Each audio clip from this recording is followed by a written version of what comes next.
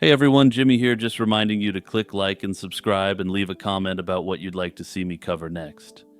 Now, with that said, let's get down to business and break down some medieval mysteries.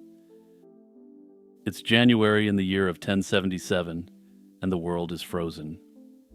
Atop a windswept hill in northern Italy, inside the fortress of Canossa, Pope Gregory VII waits. He is a man of fierce, unbending will, a reformer who believes he is God's chosen instrument to purify a corrupt world. Outside the castle gates, in the biting wind and deep snow, stands another man, Henry IV, Holy Roman Emperor, the most powerful secular ruler in Christendom. But he isn't here as a conqueror. He is stripped of his royal robes, clad in a simple penitent's hair shirt, and most shockingly, he is barefoot. For 3 days, the Emperor of the Western world has stood in the snow, fasting and weeping, begging the Pope for forgiveness. This incredible scene, the ultimate humiliation of a king before a pontiff, was the climax of a titanic struggle over who held ultimate authority on earth. How did the papacy, centuries removed from its origins as a persecuted sect, gain the power to bring an emperor to his knees? The answer is a complex story of faith, politics, and ambition. But one of its most crucial foundations wasn't a sacred text or a legitimate treaty. It was a lie. This is the story of the donation of Constantine, arguably the most influential and audacious forgery in human history, a fake decree that shaped a millennium. Known formally as the Constitutum Constantini, the document that would rock the medieval world was a brilliant piece of political fiction, likely crafted sometime around 750. It's composed of 2 parts, each serving a distinct purpose. The first, the Confessio, is a dramatic narrative. It tells a moving tale of the first Christian emperor, Constantine the Great, being struck down by leprosy. His pagan priests, it claims, proposed a horrifying cure, a bath filled with the blood of innocents. Constantine, recoiling in horror, refused. That night, the apostles Peter and Paul appeared to him in a dream, telling him to seek out Pope Sylvester I. The emperor obeyed, and Sylvester, after instructing him in the Christian faith, cured him completely through the holy sacrament of baptism. This entire story is a fabrication, borrowed from a popular 5th century legend, as credible historical sources show Constantine was actually baptized on his deathbed. But the story's emotional power was the perfect setup for the document's explosive second half, the donation itself. And trust me when I say it, this reads like a Christmas wish list for a medieval pope hoping to seize as much temporal authority and power as humanly possible. Presented as Constantine's gesture of immense gratitude, this section lays out a breathtaking transfer of power. First, it grants the Pope spiritual supremacy over all other major Christian centers: Antioch, Alexandria, Constantinople, and Jerusalem, and indeed over every church in the world. Keep this list of major Christian centers in your mind for later, because you'll see, one of these things was not like the others. Next, it bestows upon Sylvester and his successors the symbols and status of imperial majesty. It gave them the Lateran palace, the right to wear the imperial purple cloak and a jeweled tiara, and the dignity of Roman senators. In a gesture of profound deference, the text even claims Constantine acted as the Pope's personal groom, leading his horse by the bridle. Then comes the grand prize. The document declares that Constantine gives to the Pope direct political dominion over, quote, the city of Rome, and all the provinces, places, and cities of Italy and the western regions. To seal this monumental gift, Constantine allegedly explains that he is moving his capital to the east, founding Constantinople. This is curious because the forgery gives the Pope dominion over Constantinople, which is explained to be a major Christian center on par with Jerusalem. Again, keep this in mind, because this little mistake will end up unraveling this forgery in one of the most fascinating ways possible. The reason for this move is explicitly stated that it's not right for a secular emperor to hold power in the city where God has established the supreme head of the Christian religion. It was a total package, a forgery of genius that didn't just grant land, but also a divine backstory, imperial status, and a neat justification for the new geopolitical reality of Europe. To understand why such an extraordinary document was created, we have to go back to the desperate crisis facing the papacy in the mid-8th century. The popes in Rome were in a perilous position. The Eastern Roman Emperor in Constantinople, their traditional protector, was distracted by significant issues and offered little support. Meanwhile, a Germanic tribe known as the Lombards were aggressively expanding their territory in Italy, threatening the very gates of Rome. In a moment of strategic genius, Pope Stephen II looked not east, but north of the Alps for a new champion, Pepin the Short, the ambitious mayor of the Palace of the Franks. He wanted to be king, but he needed a higher authority to legitimize his official overthrow of the ruling Merovingian dynasty. The Pope needed a protector. A grand bargain was struck. In 754, Stephen traveled to Francia and personally anointed Pepin as king of the Franks. With this, he sanctioned his new Carolingian dynasty with divine approval, in a foreshadowing of the founding of the Holy Roman Empire decades later.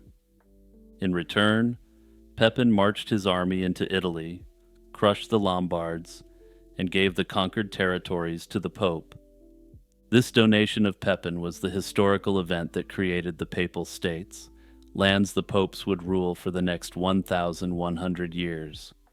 It is almost certain that the donation of Constantine was forged specifically for these negotiations, though it may have been done in the century after to retroactively make it legitimate. With this document in hand, the Pope could argue that Pepin the Short wasn't giving him a new gift. He was simply restoring lands that had rightfully belonged to the Church since the 4th century. It transformed the Pope from a grateful subordinate into a sovereign reclaiming his stolen property. For the next 700 years, the forgery worked its magic numerous times.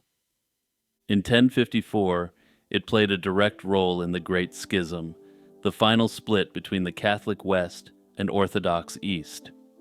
In a letter to the Patriarch of Constantinople, Pope Leo IX cited large portions of the donation to assert his universal authority. The Eastern Church, of course, had no copies of any such document, and they flatly rejected it, hardening the divisions that led to the schism. A few decades later, the document's ideology reached its zenith during the investiture controversy.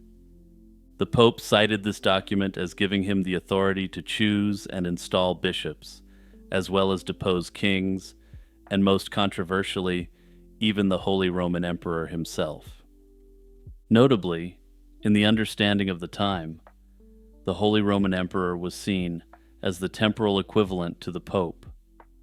The two together were supposedly the supreme authorities in Christendom, one on a temporal basis, and the other on a spiritual basis. The donation had created a powerful historical quote-unquote memory of an emperor submitting to a pope. The scene of Henry IV barefoot at Canossa was, in a sense, the real-world reenactment of the donation's fictional premise. But lies, no matter how powerful, eventually face the light of truth when they're built on a shaky foundation. The definitive takedown came in 1440, at the height of the Italian Renaissance, when knowledge of Roman history was expanding greatly. Lorenzo Valla, a brilliant priest and humanist scholar, published a treatise that systematically demolished the forgery, not with theology, but with evidence. Valla pioneered the new science of philology, the critical analysis of language and texts. He proved that the Latin used in the donation was not the elegant classical Latin of the 4th century, but a later, more barbarous form common in the 8th century. He pointed out anachronistic words that a 4th century Roman would never have used. For instance, the donation spoke of a fief, a word and concept that didn't exist then. To the 8th century forger, though, the idea of a fiefdom was just so ingrained that they couldn't imagine a world built on an administrative order rather than a feudal order. Valla then moved to more glaring historical errors. The document, he noted with surgical precision, spoke of Constantinople as a great religious center on par with Jerusalem, Antioch, or Alexandria. There was just one problem with this. At the supposed time of its writing, the city hadn't even been founded yet, and it was just a backwater called Byzantium. By the 8th century, however, Constantinople was the foremost city of Christendom, and asserting the Pope's authority over the Patriarch of Constantinople was a key element of the document. Had Constantinople not been mentioned, this would have weakened the purpose of the forgery. Finally, he appealed to logic. He questioned why there were no other records of this enormous event. After all, if the document were true, it would mean that the Pope was, in essence, the Western Roman Emperor. There were no coins minted by the popes showing their authority, no administrative histories from this so-called state, and no mention by any contemporary writer. It was, he concluded, an impossibility. Valla's work was a landmark, establishing that critical inquiry could topple centuries of authority. Valla's treatise circulated in manuscript for decades and was actively suppressed by the Church. It was finally formally printed and distributed in 1517, the very year Martin Luther posted his 95 Theses. For the burgeoning Protestant Reformation, the discovery was a godsend. Reformers like Luther seized upon it as the ultimate proof of their claims, that the papacy was a corrupt worldly institution built on a foundation of lies. For Luther, learning that the donation was a fraud was a profound shock, helping to convince him that the Pope might even be the Antichrist himself. During the Counter-Reformation, the Church ceased using the document in international relations. The earliest official admission inside the Church itself was by Cardinal Baronius in 1592, when he wrote that the donation of Constantine was a forgery. Despite this, the Church continued to commission art depicting an event that they themselves admitted to be false for centuries after. Astonishingly, the Church didn't formally publicly admit that the donation of Constantine was a forgery until 1929. Hey everyone, Jimmy here, just jumping in, taking a second to remind you to hit the notification bell and turn on all notifications for my channel. Also, don't forget that you can support my work for as little as $1 a month through the YouTube membership by clicking that join button. Pretend you're a sailor in the year 678. You serve in the mighty fleet of the Umayyad Caliphate, an unstoppable force that has conquered half the known world in a single generation. For 5 years, your armada has besieged the crown jewel of Christendom, the city of Constantinople. Its fall is inevitable. Today, the small, outmatched Byzantine fleet sails out to meet you, a final, desperate act before their empire is extinguished once and for all. But as their ships draw near, something impossible happens. From bronze tubes mounted on their prows, often shaped like the roaring heads of lions, erupts a thick, hissing stream of liquid fire. It's accompanied by a thunderous roar and clouds of smoke. The sticky substance slams into your vessel, clinging to the wood, the sails, and the skin of your comrades. Men become living torches.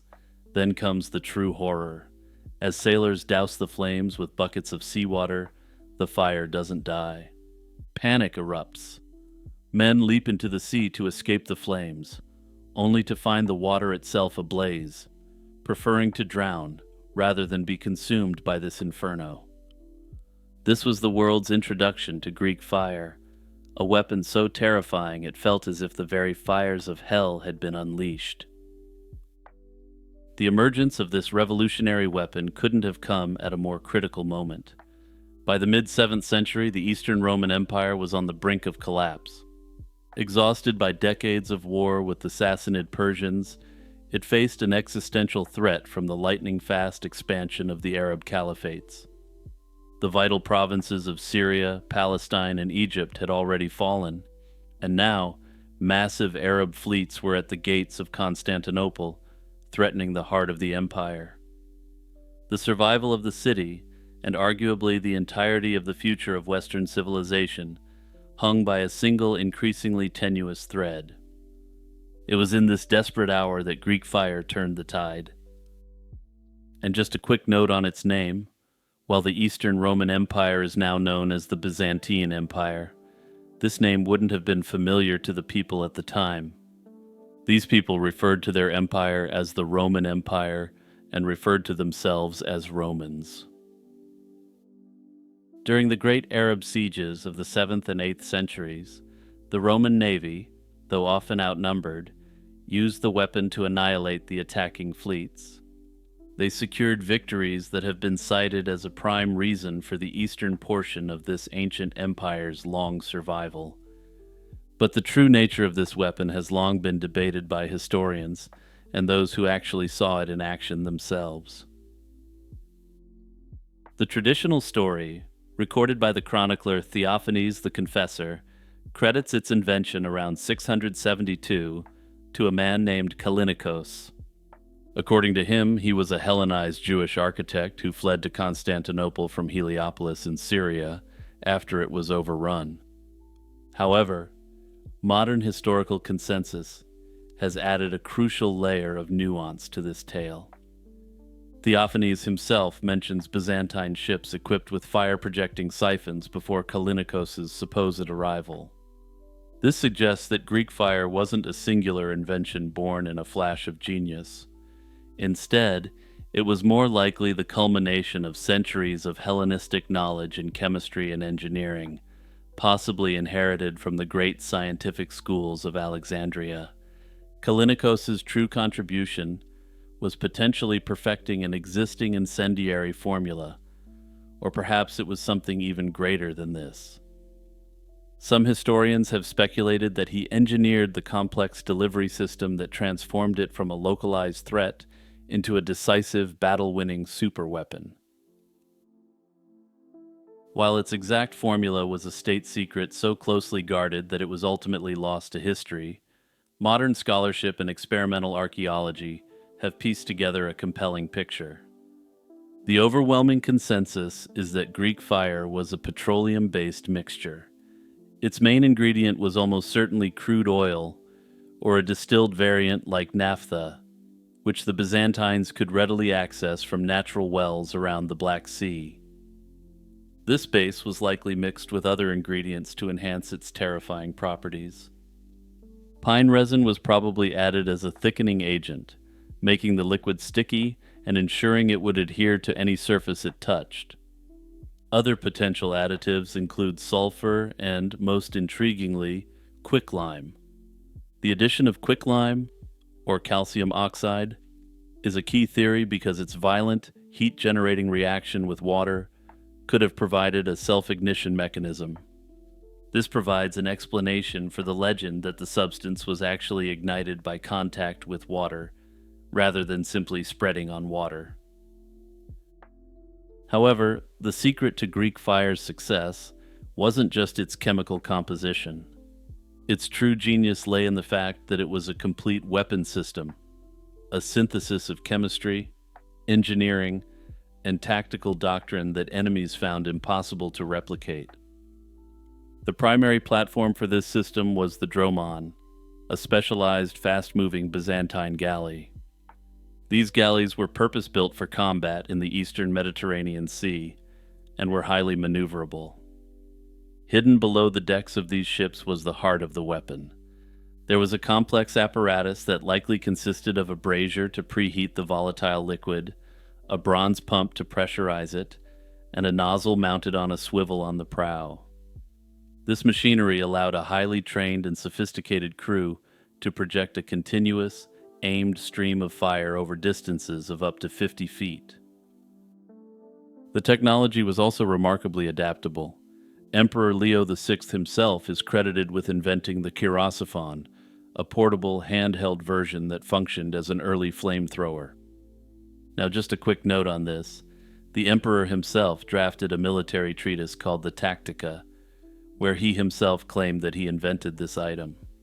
Some historians doubt this was the case, instead believing that he may have sponsored the actual individual who came up with this innovation.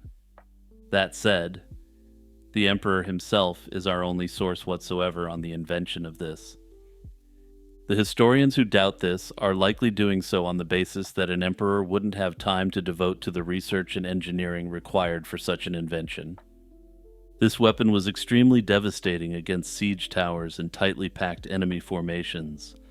Formations that were struck with a blast from the Kyrosophon would naturally break rank, as staying too close together would allow the flames to spread. The Roman formations could then exploit this weakness to maximum effectiveness. The Byzantines also filled ceramic pots with the substance, creating incendiary grenades that could be hurled by hand or catapult. This multifaceted system explains why enemies who captured samples of the liquid or even entire siphons were unable to turn the weapon against its creators. They had captured a component, but not the entire system, which required specialized knowledge in metallurgy, engineering, and operation that remained a closely guarded secret. The Byzantines protected this technological advantage with a pioneering strategy of information control that blended practical security with sophisticated propaganda. The production of Greek fire was centralized in Constantinople and highly compartmentalized. The chemists who mixed the formula were kept separate from the engineers who built the siphons. These two groups were in turn separate from the specially trained sailors and engineers who operated the device in the field.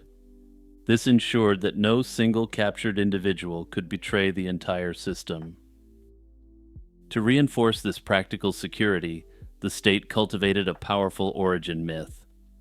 In the 10th century, Emperor Constantine VII Porphyrogenitos wrote in a manual for his son that the formula wasn't a human invention at all. Instead, it was a divine secret revealed by an angel to a previous emperor. The angel, he claimed, commanded that the fire must only be used by Christians against enemies of God, specifically in defense of the imperial city and Roman interests.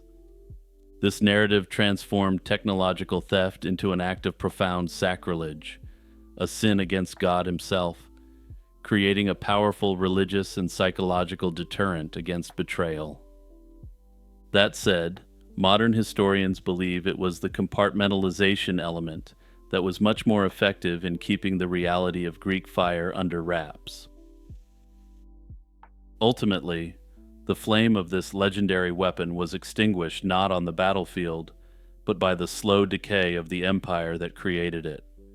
Its use becomes sporadic after the 12th century, and it is notably absent during the catastrophic Fourth Crusade in 1204, when Western Crusaders sacked Constantinople. During this period, the city of Constantinople was taken over, and a feudal Western European state called the Latin Empire was established. During this period, many of the Greek-speaking residents of the city fled to the Greek successor states, such as the Empire of Nicaea. This devastating blow shattered the centralized state, likely destroying the workshops, scattering the technicians, and severing the fragile chain of secret knowledge. While the Empire of Nicaea would eventually re-establish and restore the Byzantine Empire, the last 2 centuries were the long twilight of a fading star. Crippling trade concessions to Italian maritime republics like Venice and Genoa had already weakened the restored Roman Empire's naval power and the state's finances. This made it difficult to maintain the expensive, specialized fleets required to deploy Greek fire. The loss of territories around the Black Sea may have also cut off access to the essential raw materials, particularly the crude oil that formed the weapon's base. Notably, while it's often assumed that the weapon became obsolete due to the advent of cannons, Greek fire was already lost centuries prior. Ultimately, Greek fire was a reflection of Byzantine might, and as the empire crumbled, so too did its ability to wield its most iconic weapon. The story of Greek fire isn't just the tale of a lost recipe or the question of how come Roman enemies could never replicate this medieval superweapon. For over 500 years, it was a symbol of Byzantine ingenuity and a cornerstone of its defense, a weapon that saved an empire and shaped the course of history. Its disappearance serves as a stark reminder that the most advanced technology is fragile and dependent on the stable, prosperous, and secure civilization that supports it.